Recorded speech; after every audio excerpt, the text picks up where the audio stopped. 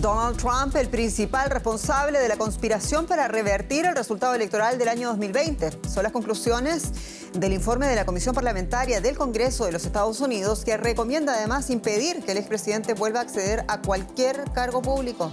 Soy Jenny Pérez, en Berlín para Deutsche Welle. Destacamos. La Comisión del Asalto al Capitolio encuentra culpable a Trump de conspiración, obstrucción y fraude por los hechos del 6 de enero de 2021. Es un nuevo golpe a las aspiraciones políticas del expresidente y actual precandidato a la Casa Blanca.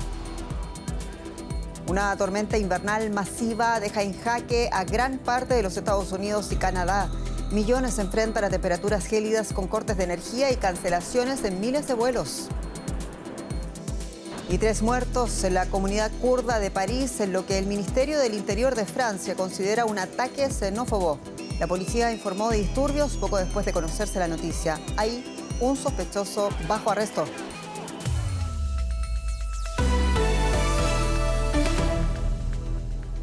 En Estados Unidos, la comisión que investiga el asalto al Capitolio ocurrido en enero del año 2021 ha acusado a Donald Trump de 4 delitos, entre ellos el de incitación a la insurrección, y ha pedido que se le impute al expresidente.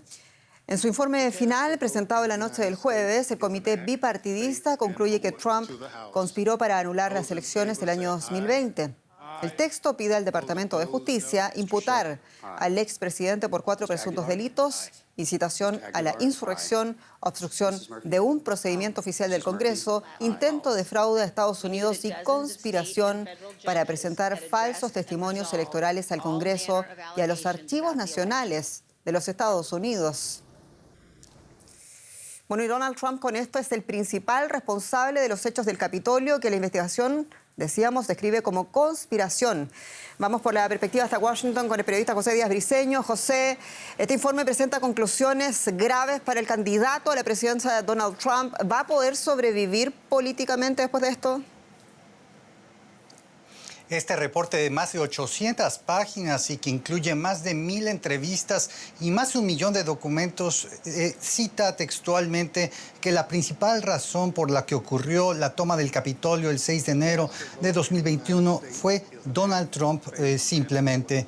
Esto habla de lo grave que representó este evento en la historia estadounidense y cita que debe reforzarse la aplicación de la enmienda 14 que prohíbe a gente que incurre en insurrección a volver a postularse a cargos públicos, y esta es la manera que los investigadores buscan que Trump no vuelva a poder ser presentado como nominado a candidato para presidente.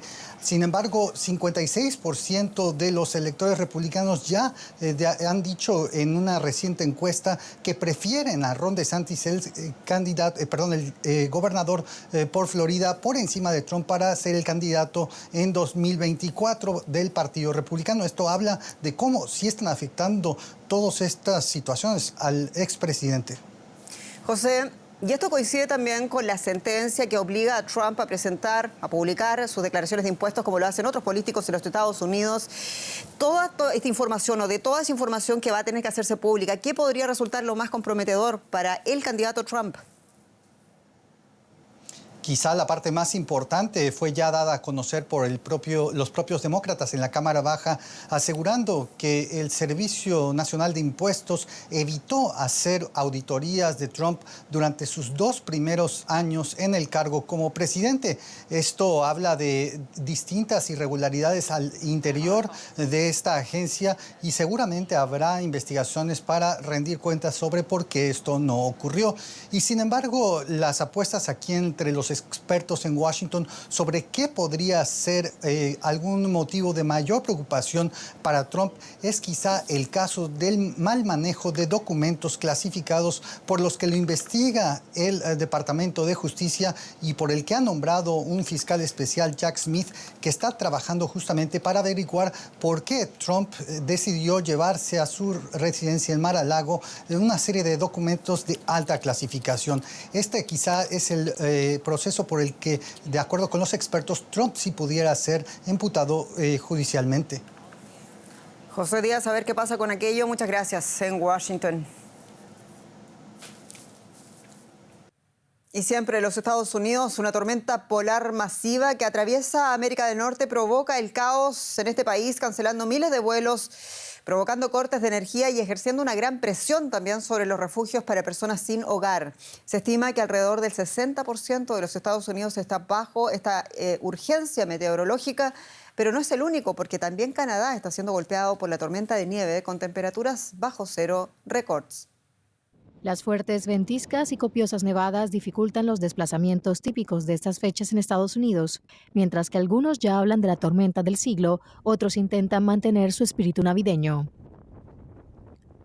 No sabemos si pondrán vuelos extra para esta noche o si no habrá vuelos ni siquiera mañana. Es Navidad, un asco.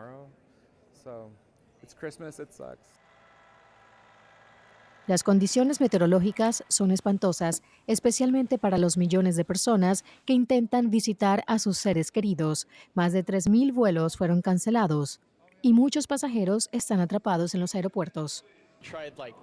Lo hemos intentado con decenas de aeropuertos, pero las aerolíneas dicen que no hay nada disponible hasta después de Navidad. Las bajas temperaturas no solo dificultan el tránsito aéreo, la nieve y el hielo que cubren las carreteras hacen que sea riesgoso manejar. Las tormentas han dejado a más de 1 millón de hogares sin electricidad, aunque las condiciones resultan especialmente peligrosas para los sin techo.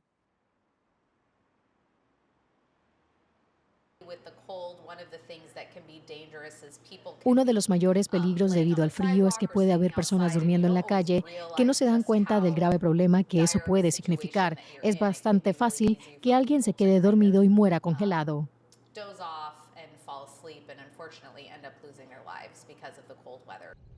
Estas condiciones extremas afectarán a más de 200 millones de estadounidenses. El Servicio de Meteorología lanzó uno de los mayores avisos desde su creación. Estas imágenes satelitales son un buen resumen de la situación en el país. Los pronósticos ya advierten de que esta Navidad podría ser la más fría de la historia del país. Y más informaciones en la ciudad de El Paso. También los migrantes de diversos países latinoamericanos que se encuentran varados tienen que enfrentar las bajas temperaturas de esta temporada. Durante la noche del viernes al sábado, temperaturas pueden llegar a los 7 grados centígrados bajo cero.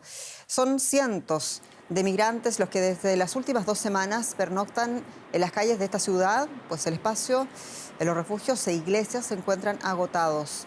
La mayoría procede de Nicaragua y entre ellos se encuentran tanto hombres como mujeres, pero asimismo familias con niños menores que se han provisto con mantas y cajas de cartón para hacer frente a la helada.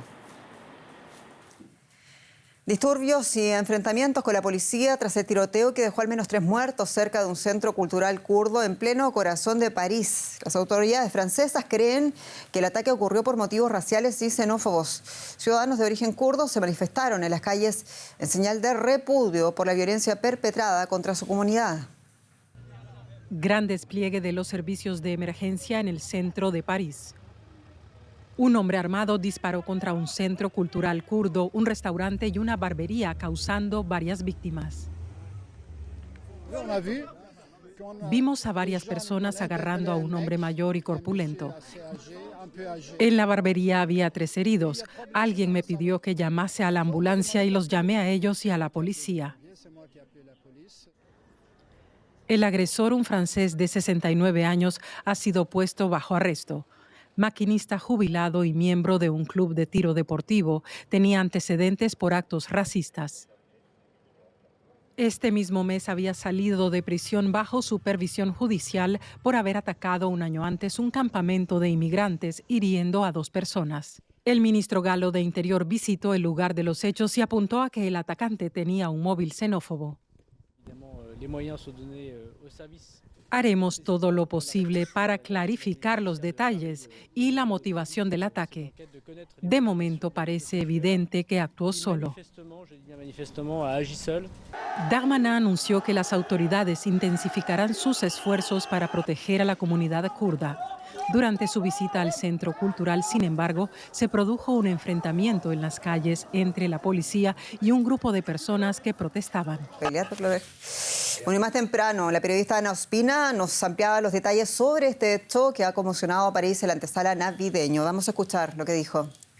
por el momento es la Procuraduría de París la que se encarga de esta investigación y no lo que se considera el grupo policial antiterrorismo. Entonces, por ahora se trataría, o las primeras investigaciones, de un hombre armado, no tenía legalidad para portar armas y está acusado de asesinato.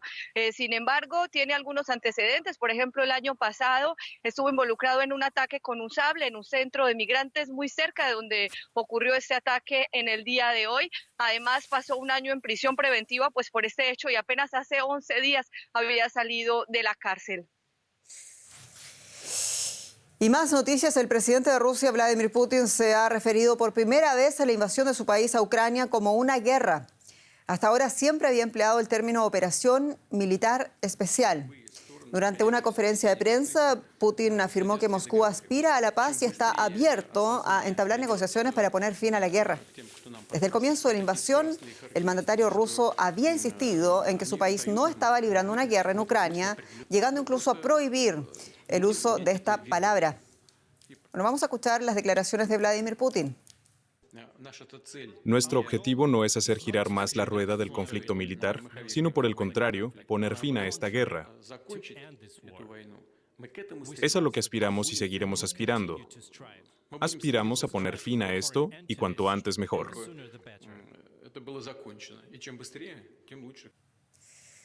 En Alemania, las autoridades anunciaron la detención de un miembro de sus propios servicios de inteligencia por haber espiado para Rusia. La policía detuvo al presunto agente doble el miércoles en Berlín, según la Fiscalía. El detenido está acusado de traición por haber pasado a Rusia información a la que tenía acceso por su trabajo en el Servicio Federal de Inteligencia alemán. El ministro de Justicia germano, Marco Buschmann, calificó la detención de golpe para el espionaje ruso. Y vamos a cambiar de asunto. Hablamos con Andrés Blumenkrantz y la economía en Deutsche Welle. Bienvenido. ¿Qué tal, Jenny? Nos vamos al Reino Unido, que parece estar viviendo otro invierno del descontento. Aquella imagen de la obra de Shakespeare, creo que era Ricardo III, si no me falla la memoria, para referirse a aquella crisis de finales de los años 70 en la que surgió la famosa Dama de Hierro. Bueno, lo que está pasando ahora mismo es que la Policía de Fronteras británica ha iniciado este viernes una huelga de 8 días en 6 de los aeropuertos más grandes del Reino Unido en reclamo por aumentos salariales y en medio de temores a que esta medida desate interrupciones y congestión durante los días de la Navidad. La medida además profundiza la crisis en Reino Unido por la ola de huelgas en numerosos sectores que reclaman incrementos de sueldos en un contexto de alta inflación. Las huelgas y las protestas sociales se extienden por todo el país, mientras el gobierno conservador es inflexible a las demandas del sector público por el temor de que salarios más altos impulsen aún más la inflación, que ahora mismo alcanza casi el 11% interanual.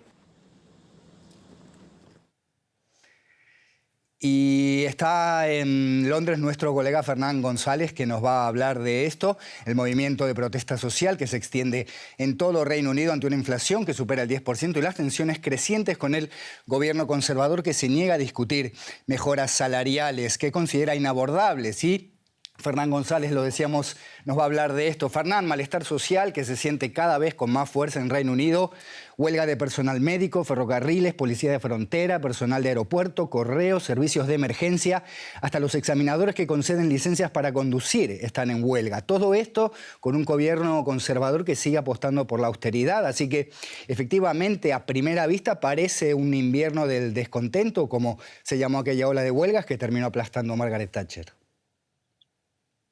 Andrés, si bien los problemas que provocaron las huelgas en 1978 y 1979 y las de ahora son los mismos, es decir, el alto costo de la vida debido a la inflación y los salarios estancados, aquí no se cree que nos encaminemos a una situación similar por ahora. En primer lugar, porque las huelgas están limitadas a partes específicas de la economía y al sector público en particular. En segundo lugar, porque los sindicatos en 2022 no tienen tanto poder como en los años 70, en parte por una cuestión de membresía. Los trabajadores sindicalizados pasaron de 13 millones en aquella década a solo la mitad ahora. Esto es una consecuencia de las leyes para limitar el poder de los gremios que comenzaron con Margaret Thatcher y que han continuado con sucesivos gobiernos británicos. Fernán, Reino Unido es un país importador de energía. Es natural que con una energía más cara el país se vuelva más pobre o por lo menos menos rico. Pero ¿cómo se está distribuyendo el impacto? Porque esto depende de la política, no solo del mercado. ¿Quién está pagando la factura de esta crisis en Reino Unido? Es innegable que la crisis del alto costo de la vida afecta más a los británicos de menos ingresos y eso se ve, por ejemplo, en el aumento de personas que acuden a organizaciones caritativas para hacer frente a sus necesidades de alimentos. Para muchos, el 60% de sus salarios se va solo en gastos de vivienda, lo cual incluye el pago de las facturas de energía. Es cierto que el gobierno británico provee una ayuda de 400 libras esterlinas a cada hogar británico para pagar estas cuentas, pero esto es solo un paliativo hasta abril próximo y las perspectivas no son nada halagüeñas. Está previsto que los precios del gas y la electricidad vuelvan a aumentar en 2023, lo cual no augura un mejoramiento de la situación económica de los más afectados.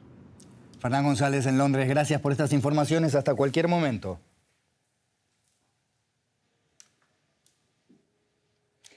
Y tenemos más informaciones. ByteDance, el grupo dueño de TikTok, admite que miembros de su personal accedieron a datos de las cuentas de periodistas para rastrear su ubicación.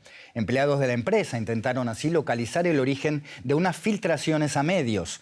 TikTok desplegó grandes esfuerzos para convencer a usuarios y a gobiernos de mercados importantes como Estados Unidos de que efectivamente protege la privacidad de sus usuarios. En un principio, tanto ByteDance como TikTok habían negado estas acusaciones. Ahora la empresa afirma haber despedido a los trabajadores implicados en este caso.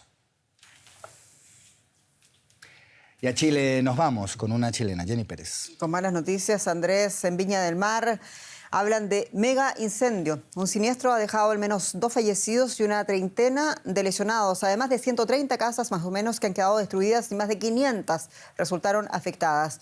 El fuego se desató la tarde del jueves en la ciudad Viña del Mar, a 120 kilómetros al oeste de Santiago de Chile, la capital, y ha devastado más de 125 hectáreas de bosque. Cientos de bomberos, además de funcionarios del ejército chileno, intentan contener las llamas y agilizar la evacuación de las zonas residenciales amenazadas. El gobierno del presidente Gabriel Boric decretó el estado de excepción de catástrofe, aunque afirma tener las capacidades para controlar la situación.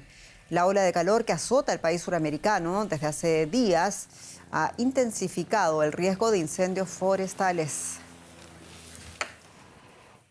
El mega incendio de Viña ha obligado al gobierno a movilizar todos los recursos disponibles y ampliamos con Francisco Velasco en Santiago, la capital. Francisco, saludos. ¿Y qué dice el balance más reciente de esta tragedia que deja cientos de personas damnificadas justo antes de la Navidad?